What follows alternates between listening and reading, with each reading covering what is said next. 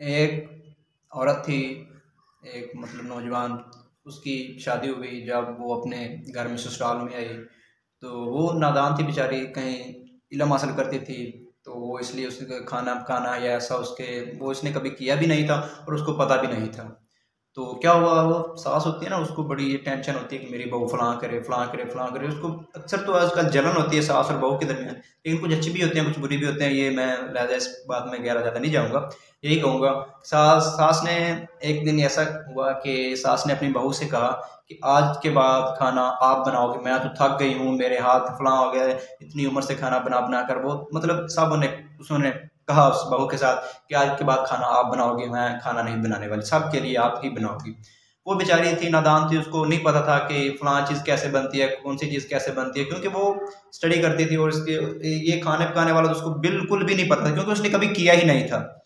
तो पहले इस बात में मैं चला जाऊं कि जब हम अपनी बेटियों की शादी करते हैं तो हमें इस बात का ज़रूर इल्म होना चाहिए कि हमारी बेटी को कुछ बनाना आता है नहीं आता, ससुराल में जाके कहीं शर्मिंदा ना होगी हमारा नाम दिए, वो कहेंगे कि आपके माँ बाप ने हमें ये सिखाया है आपको या ये। इस बात का हमें ख्याल रखें कि हमारी बेटी हाँ स्टडी भी करे, पढ़ाई भी करवाएं, लेकिन उसके साथ साथ खाना बनाना ये चीज़ें भी उसको अच्छी तरह से आपको सिखा देनी चाहिए, ताकि कल को आपको परेशानी ना बने। तो क्या हुआ, सास ने कहा कि आज के बाद खाना आप बनाओ। वो बहुत ही बेचारी, उसको नहीं पता था कैसे बनाना है, कैसे क्या करना है। जनाब उसको सालन वगैरह वो प्रोवाइड ही था घर में, तो उसने कहा ये फलां चीज़ बना लो। जब वो बनाने लगे तो उसको बेचारे को पता ही नहीं था। उसने क्या किया जनाब, वो खाना बनाया, खाना बनाने में जब वो था ना सालन वगैरह वो बनाया तो वो काफ़ी जला दिया और मिर्चें वगैरह वो तेज़ डाल दी। तो काफ़ी वो इतना भी बुरा नहीं था, लेकिन कुछ अच्छे से थोड़ा सा ख़राब था, अच्छा नहीं बना था, जल चुका था ये, और मिर्चें भी कुछ तेज़ थी, मिर्च तेज़ थी इसलिए।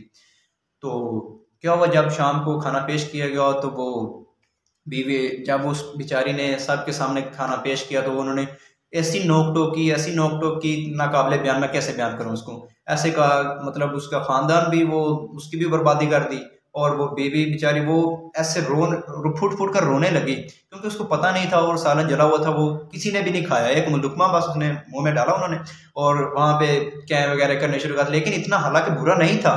बस उन्होंने वैसे पता नहीं कैसी जलन थी उनके अंदर कि वो, उनको पता नहीं क्या उस बेटी बेचारी से क्या उनको बदला लेना था या क्या कुछ करना था, कि ऐसे उसका जो बढ़ा चढ़ा कर काफी बात कहीं पहुंचा दी। जब वो शाम को शोहर घर आया तो कहा कि आपकी शहजादी ने ये खाना बनाया, तो मैं तो, वो सास कहती मैं तो मरने लगी थी, इसने ऐसा किया ऐसा किया।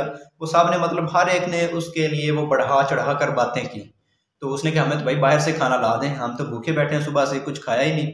वो बेचारा क्या हुआ, शोर गया वापस, उसने बाहर से खाना ला दिया और सबको टेबल प्रोवाइड कर दिया और सबने खा लिया खाना और अपने अपने काम में लग गए। लेकिन शोहर ने खाना नहीं खाया। वो किचन में गया तो उसकी जो बीवी थी उस पर के चेहरे पर मुस्कुराहट थी थोड़ी सी, इतनी, हालांकि क्योंकि साहब घर वालों से डांट डपट होगी तो मुस्कुराहट तो नहीं होती, लेकिन फिर भी उसके चेहरे पर थोड़ी सी मुस्कुराहट थी। किसके लिए? अपने शोहर के लिए। तो उसके शोहर ने जब कहा कि खाना पेश किया जाए तो उसने कहा कि आप बाहर वाला खाना नहीं खाएंगे। उसने, नहीं मैं तो अपनी शहजादी के हाथों का बना हुआ खाना ही खाऊंगा। तो क्या हुआ जनाब, वो खाना जब पेश किया गया उसके सामने तो उसने खाया, लेकिन इतना बुरा नहीं था, लेकिन उसने फिर भी पेट भर कर दोनों ने खाना खाया। तो क्या हुआ जनाब, उसकी बीवी को इतना खाना अच्छा बनाना आता नहीं था, लेकिन क्या हुआ, शोहर ने ऐसा किया, उन घर वालों को बाहर से खाना ला दिया और खुद नहीं खाया, क्योंकि खुद अपनी बीवी का बना हुआ खाना ही उसने खाया।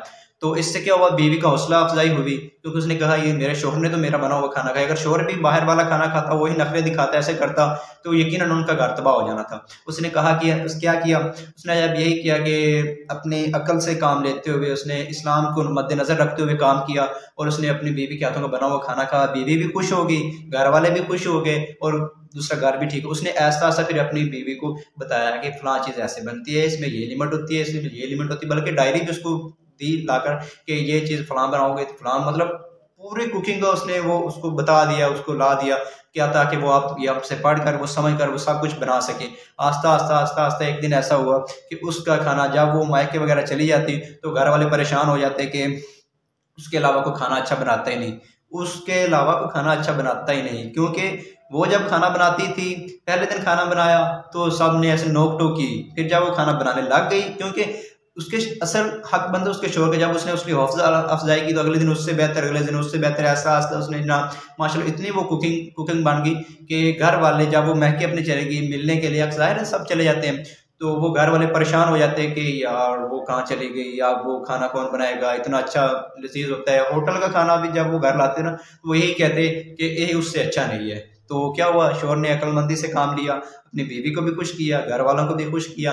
आप भी ऐसा किया करें, अगर ऐसा कोई आपकी ज़िंदगी में कोई वाक़या हो भी जाता है तो आप क्या करें जनाब, ऐसा ही करें। अपनी बीवी, वो ज़ाहिर है अपने माँ बाप सब कुछ छोड़कर आपके पास आती है, तो उसकी हौसला अफजाई कर दिया करें, दोनों साइडों से रख लिया करें। अगर आप भी उसकी साथ घर वालों के जैसे घर वाले कर दिए, आप भी ऐसा करोगे तो यकीनन फसाद ही पैदा होंगे। तो उम्मीद करता हूँ कि आपको ये बात मेरी समझ आई होगी, तो अमल भी करिएगा।